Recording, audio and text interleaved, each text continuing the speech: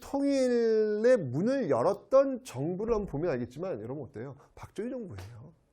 우리가 일반적으로 이야기하는 소위 그 보수 정부라고 하는 이 박정희 정부에서 바로 이 통일의 단초를 열었고요. 사실 여기서 정해졌던 이 통일 3대 원칙이 지금까지도 이어지고 있습니다. 이 원칙에 의해서 운영되고 있다라는 것이거든요.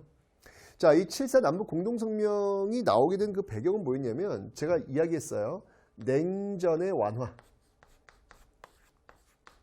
냉전의 완화다라고 설명드렸죠. 닉슨 독트린 이런 것들이 지금 영향을 미쳤다고 설명드렸는데, 자, 이런 과정 속에서 서서히 이제 이 남북 간의 이제 교류가 시작됩니다. 그게 뭐냐면 이제 남북 적십자 회담이라는 거예요. 남북 적십자 회담이라는 겁니다. 이런 것들이 열리면서 뭔가 물꼬가 트는 거야. 네, 그 과정에서 와우, 너무너무 놀랍게도 중앙정보부장 이후락, 네, 이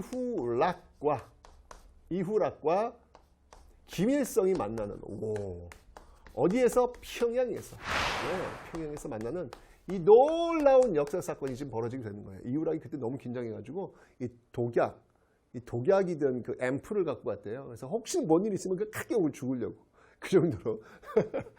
왜냐면 이전까지 으르렁 되며 살아왔거든요. 정말 엄청난 그런 사건이 지금 벌어진 겁니다. 여기서 이제 여러분들 결정된 게 바로 이 통일 3대 원칙이라는 거예요. 자주와 평화와 민족 대단결. 이거 너무너무 중요하죠, 여러분들. 예, 이제 우리가 앞으로 통일될 때 이 원칙은 계속해서 유효한 그런 원칙들이다 라고 하는 것입니다. 이러면서 이제 이런 어떤 문제점들을 좀 더 문제를 더 해결하기 위해서 이때 이제 등장했던 그 위원회가 있어요. 남북조절위원회. 여러분들 이 남북조절위원회라고 하는 키워드가 등장하면 이건 무조건 7.4 남북공동성명, 바로 이 박정희 정부와 여러분들 좀 연결을 꼭 해 놓으셔야 되겠습니다. 됐죠? 그런데 이게 사실은 7.4 남북공동성명이 계속 지속성을 갖지 못해요. 왜냐하면 각각의 그 체제 강화에 이용이 돼요. 이게 이제 한계지 사실은. 그래서 남측에서는 유신헌법, 그리고 이 북측에서는 또 사회주의 헌법, 이렇게 만들어지면서 오히려 박정희 체제와 김일성 체제를 더욱더 강화시키는데 좀 활용되는 좀 그런 아쉬움이 있어요. 이게 바로 한계라고 볼 수 있겠죠. 하지만 어쨌건 그 물꼬를 열었다는 거, 소위 그 보수 정부라고 하는 이 박정희 정부에서의 통일의 물꼬를 열었다는 것은 굉장히 큰 역사적 의의를 가지고 있다라는 것이죠. 자, 그러다가 이제 전두환 정부로 넘어옵니다. 전두환 정부로 넘어오는데 이 전두환 정부는 그렇게 남북 간의 어떤 뭐 합의를 볼 수 있는 어떤 그런 건 없었어요. 다만 이때 이게 우리가 이제 홍수가 나요. 그래서 한강이 넘쳐. 나 기억나. 그때. 그래서 엄청났어요. 이 한강이 넘쳐가지고, 야, 이 물이 그냥 옆에 그 동네로 막 들어오는데, 와, 엄청나더라고요. 그때, 이제 북한에서, 우리가 같은 민족 아닙니까? 쌀을 좀 드리겠습니다. 그래가지고, 이게 수혜물자를 지원해준대. 그때 고민이 많았어. 이걸 받아야 돼, 말아야 돼. 라는 어떤 그런 고민이 많았어. 그래서 북한이 수혜물자를 지원을 한다는 거예요. 그래서 그래, 같은 민족이라는데 그걸 또 이렇게 해주면 얼마나 좋아요. 그래서 받습니다. 받게 되니까 이거를 계기로 해가지고 물꼬가 터가지고 이때 정말 놀라운 일이 하나 벌어지죠. 이게 뭐였냐면 바로 이 남북 이산가족, 최초의 남북 이산가족 쪽이 상봉을 해요. 진짜 너무 가슴이 아파요. 이게 여러분들 생각해봐. 내가 낳은 자식을 만날 수가 없대. 나의 아버지 어머니를 만날 수가 없대. 왜? 이념이 달랐어. 이게 말이 안 되지 않아요, 여러분들? 이거 금수만은 못하는 세상에 어떻게 세상에 이런 데가 있어? 돈이 있어도 부모를 만날 수 없고 돈이 있어도 자식을 만날 수가 없어. 왜? 이념이 다른 세상에 살고 있다 보니까. 너무 가슴이 아파요. 그 이산 가족들이 처음으로 상봉했던 게 바로 이 시기입니다. 바로 이런 어떤 그런 분위기 속에서 말이죠. 그죠? 지금도 많이들 돌아오고 계신데 아 진짜 이건 아닌 것 같아요. 빨리 하루빨리 좀 이분을 뵈야 되는데 아 가슴이 아픕니다. 자 그러면서 이제 노태우 정부로 들어옵니다. 이 노태우 정부는 여러분들 굉장히 북방 외교라고 해가지고 굉장히 어떤 그 뭐 중국이라든지 소련과 수교도 그런 모습 많이 보인다 그랬잖아요. 그런 과정 속에서 북한과의 관계도 굉장히 많이 좋아집니다. 자 이러면서 여러분들 이때 남북 고위급 회담이 열려요. 남북 고위급 회담. 사실 앞에 이 7.4 남북 공동성명 같은 경우에는 비공식 회담으로 출발했잖아요. 근데 여기는 공식 회담이에요. 공식 회담에 남북 고위급 회담이 열리고 있더라. 여기서 남북 기본합의서에서는요, 이 통일 3대 원칙 7.4 남북 공동성명과 좀 더 한 단계 업그레이드된 모습으로 이 합의를 봅니다. 역시 노태우 정부도 역시 여러분들 우리가 소위 얘기하는 보수 정부잖아요, 그죠? 그러니까 보수 정부에서 이렇게 열심히 통일에 대한 그 토대를 쌓아놓고 있다는 얘기예요. 다시 한번 얘기하지만 이 통일은 어떤 진영 논리가 아니라는 거예요. 자, 어떻게 하냐면 일단 남북 관계를 일단 규정을 짓습니다. 어떻게 규정을 짓냐면 남북 간의 관계는 어떤 관계야? 나라와 나라 관계야? 어떤 관계야? 애매하잖아요, 여러분들. 이 관계를 잠정적 특수관계로 일단 설정합니다. 잠정적 특수관계. 아주 늘 영원히 그런 관계가 아니라 우린 지금 일시적으로 좀 스페셜한 관계라는 이야기예요. 그 다음에 남북 간의 교류를 어떻게 보느냐? 남북 간의 교류를 어떻게 보느냐? 이거는 민족 내부의 교류를 봅니다. 민족 내부의 교류로 보자. 라고 하는 규정을 지금 짓고 있습니다.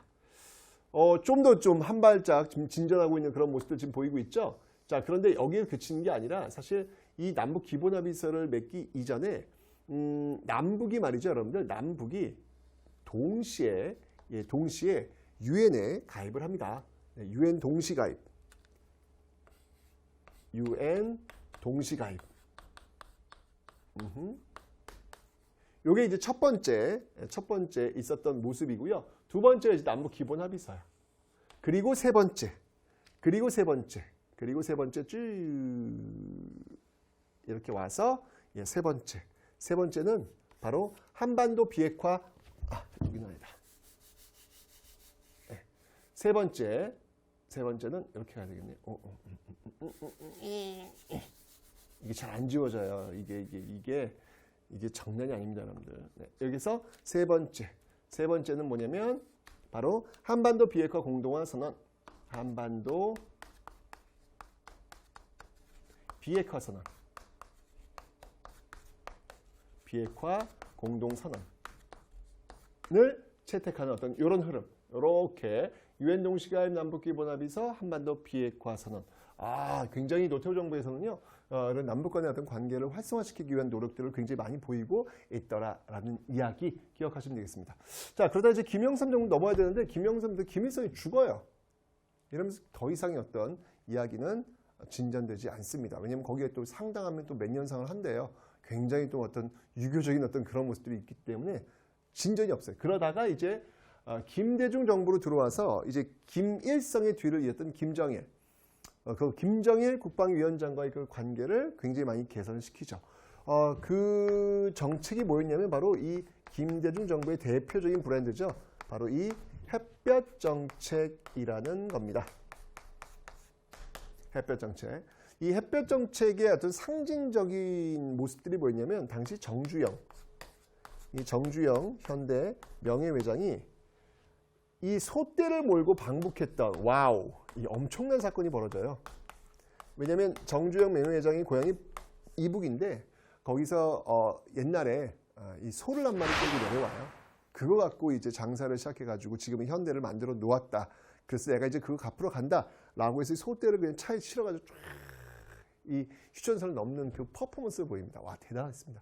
아마 우리가 통일되면 아마 이 장면은 여러분들 정말 가장 먼저 올라올 그런 장면이 아닐까라는 생각이 들어요. 그래서 정조의 소떼 방북이 있었고요. 이런 어떤 해빙기 무드 속에서 또 있었던 게 뭐냐면 바로 금강산 해로 관광 바닷길을 통해 가지고 금강산을 간 그런 어떤 모습들이 있었습니다. 저희 부모님 이제 보내드렸어요. 문 열렸을 때 빨리 가야 된다. 네, 언제 다칠지 모른다. 그래서 갔다 왔던 그런 기억이 납니다. 그러면서 드디어 6.15 남북공동선언을 와 정말 역사적인 어떤 장면이죠. 왜냐하면 이 6.15 남북공동선언은요 최초의 남북 정상회담이었다는 사실. 최초의 남북 정상회담이었다는 사실. 너무너무 중요하죠. 그죠? 최초였고요. 그 다음에 여기서 이제 어떤 것들이 결정되냐면 통일 방식의 차이점을 좀 극복하려는 노력이 보여요. 이때 우리 남한은 늘 연합제 방식을 지향을 하고 있었어요. 이제까지. 남한의 연합제 방식과 그 다음에 북한의 낮은 단계의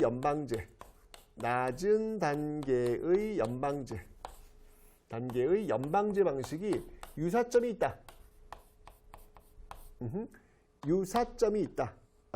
라고 지금 본 거예요. 자, 설명 좀 드릴게요. 연합제라고 하는 것은 뭐냐면 유럽연합 떠올리세요. 왜 나라와 나라끼리 쭉 경제 공동체식으로 형성되어 있는 모습 있잖아요. 남한의 통일 방안은 주로 이런 방식이었어요. 그런데 북한은 여러분들 미국을 떠올리세요. 미국 연방제죠. 미국이란 나라 안에 여러 주들이 독립적으로 존재하고 있죠. 그죠? 북한은 이런 방식을 원하고 있습니다. 자, 근데 이게 다 부딪히니까 이게 말이 안 되는 거야. 대화가 안 되는 거야. 그래서 합의를 본 게 뭐냐면 북한은 낮은 단계의 연방제. 그러니까 아주 초기적 단계 그 모습과 남한의 연합제의 모습이 유사성이 있더라. 여기서 이제 맞춰가자. 이제 라고 하면서 통일 방안을 이렇게 상정하고 있는 그런 모습들 지금 여러분들 기억하시면 되겠습니다. 자, 이 6.15 남북 공동선언 이후에 엄청난 변화들이 있습니다. 자, 어떤 변화들이 있을까요? 자, 한번 살펴볼게요. 먼저 개성공단 열립니다. 개성공단. 이거 지금은 닫혔죠, 여러분들. 그죠? 개성공단 열었고요. 그 다음에 이제 경의선 개통되고요. 예, 그 다음에 이산가족 상봉. 이산가족 상봉이 이제 또 이루어지고 있고요. 그 다음에 이제 금강산 육로 관광. 이제 해로가 아니라 육로로도 가능해지는 육로 관광이 또 이루어지고 있었다. 이때는 제가 갔다 왔습니다. 열렸을 때 빨리 가야 된다. 저희 주인 열리면 무조건 가야 된다. 언제 문 닫힐지 모르니까. 지금 닫혔잖아요, 지금. 그죠? 금강산 진짜 멋있어요, 여러분들. 이게 비교가 안 됩니다, 진짜. 끝내줍니다. 열렸을 때 열릴 거니까 꼭 한번 갔다 오시기 바랍니다. 이런 그 김대중 정부의 이런 어떤 모습들이 그 다음 정부에도 계속 이어져요. 그래서 여러분들 이 최초의 남북 정상회담이 계속 이어져서 바로 이 노무현 정부 때 2차 2차 정상회담이 이루어지고 이때 이제 14 남북 공동선언이 이루어지고 있더라. 이게 이제 노무현 정부 때 또 나타나고 있는 모습들까지 여러분들 좀 기억을 좀 해놓으시면 되겠습니다. 됐죠? 자, 이렇게 해서 여러분들 드디어 우리가 완강했습니다.